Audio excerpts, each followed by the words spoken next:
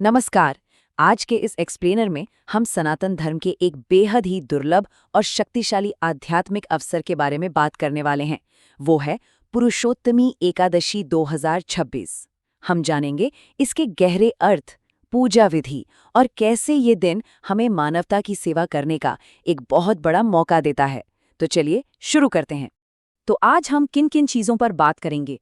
सबसे पहले इस एकादशी का असली महत्व क्या है, फिर इसके पारंपरिक व्रत और पूजा के नियम, उसके बाद दान की आध्यात्मिक शक्ति और अंत में कैसे हम इस दिन जरूरतमंदों की मदद कर सकते हैं।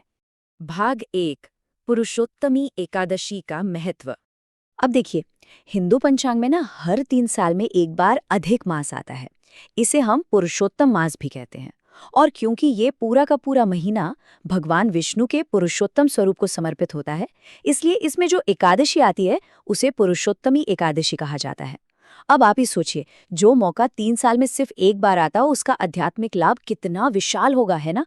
बस यही दुर्लभता इसे इतना खास बनाती है। अब यहाँ एक बहुत ही दिलचस्प बात है। इसे ना पद्मिनी या परमा एकादशी भी कहा जाता है।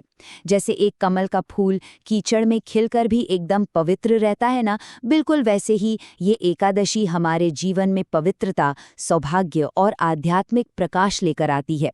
पौराणिक मान्यताओं की माने तो इस व्रत को पूरी श्रद्धा से करने पर सभी दुखों से मुक्ति मिलती है। चलिए अब इन आध्यात्मिक बातों को 2026 के कैलेंडर से जोड़ते हैं, ताकि हम सही समय पर तैयारी कर सकें। एकादशी तिथि 26 मई 2026 को सुबह 5:10 पर शुरू हो जाएगी और 27 मई को सुबह 6:21 तक रहेगी। लेकिन हाँ, ध्यान दीजिएगा, उदया तिथि के हिसाब से ये व्रत 27 मई 2026 यानी बुधवार के दिन रखा जाएगा। तो इस तारीख को एकदम नोट कर लीजिए। भाग 2, पारंपरिक व्रत और पूजा के नियम। तो इस दिन की शुरुआत कैसे करनी है? बहुत ही शांत और अनुशासित तरीके से। सबसे पहले तो एकदम सुबह ब्रह्म मुहूर्त में उठकर स्नान कर लें। फिर साफ कपड़े पहने और अपने घर के मंदिर में भगवान विष्णु और माता लक्ष्मी की प्रतिमा या चित्र स्थापित करें।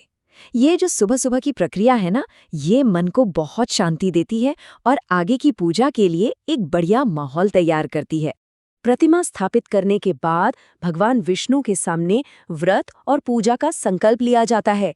इसके बाद होती है पंचोपचार पूजा, मतलब धूप, दीप, गंध, फूल और नैवेद्य अर्पित करना। एक चीज का खास ख्याल रखना है कि भगवान विष्णु को तुलसी के पत्ते और पीले फूल बहुत पसंद है, तो उन्हें जरूर चढ़ाना चाहिए। यह पूजा का बहुत ही अहम हिस्सा है। इस पूरी पूजा में ना मंत्रों का बहुत बड़ा रोल होता है, जैसे कि विष्णु सहस्रनाम का पाठ, श्री हरि स्तोत्र या फिर बस ओम नमो भगवते वासुदेवाय मंत्र का लगातार जाप करना। और हाँ, एकादशी व्रत की कथा सुनना तो बिल्कुल मत भूलिएगा।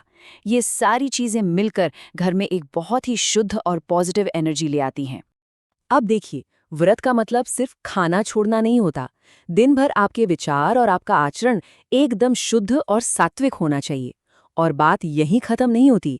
रात के समय जागरण करने का विधान है, जहां भगवान के भजन कीर्तन होते हैं और फिर आरती के साथ इस प्रक्रिया को पूरा किया जाता है। तो असल में ये व्रत 24 घंटे का एक पूरा आध्यात्मिक समर्पण है। भाग 3, दान की आध्यात्मिक शक्ति।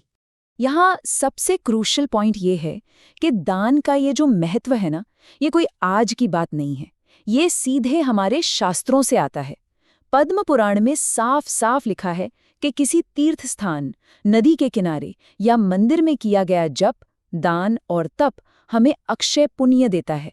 अक्षय पुण्य मतलब ऐसा पुण्य जो कभी खत्म नहीं होता, हमेशा हमारे साथ रहता है।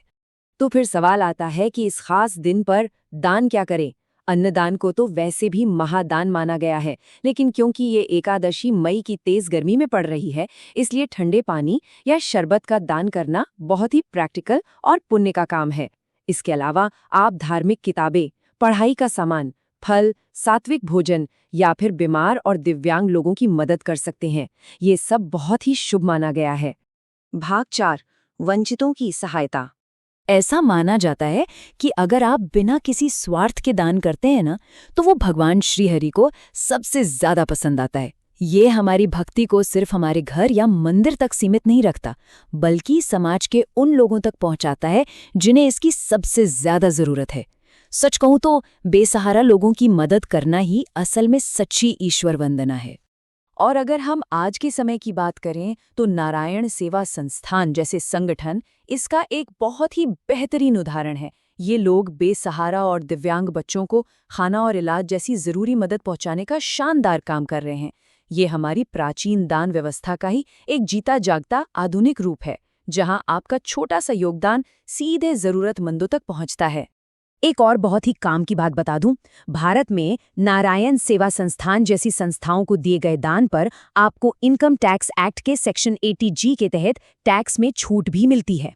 तो मतलब आप जो दान कर रहे हैं वो सिर्फ आध्यात्मिक रूप से ही नहीं, बल्कि आर्थिक नजरिए से भी एक बहुत ही समझदारी भरा कदम है। और ये बात एकदम साफ दिखाती है कि कैसे हमारा एक छोटा सा कदम कितना बड़ा असर डाल सकता है। किसी भी जरूरतमंद बच्चे को एक वक्त का खाना या दवाइयाँ देना कोई छोटी बात नहीं है। ये हमारे प्राचीन आध्यात्मिक रीति रिवाजों और आज के समय की इंसानियत के बीच एक बहुत ही खूबसूरत पुल बनाता है। तो चलिए अपनी इस चर्चा को एक बहुत ही अहम सवाल के साथ खत्म करते हैं। जब 27 मई 2026 को ये दुर्लभ पुरुषोत्तमी एकादशी आएगी, जो 3 साल में सिर्फ एक बार आती है, तो क्या हम सिर्फ उपवास रखेंगे या फिर अपनी उस भक्ति को असल दुनिया में किसी जरूरतमंद के चेहरे पर मुस्कान लाने के लिए भी इस्तेमाल करेंगे? ये दिन सिर्फ खुद की शुद्धि का नहीं है, बल्कि इंसानियत की सेवा करने का एक बहुत ही सुनहरा मौका है। इस पर जरूर विचार कीजिएगा।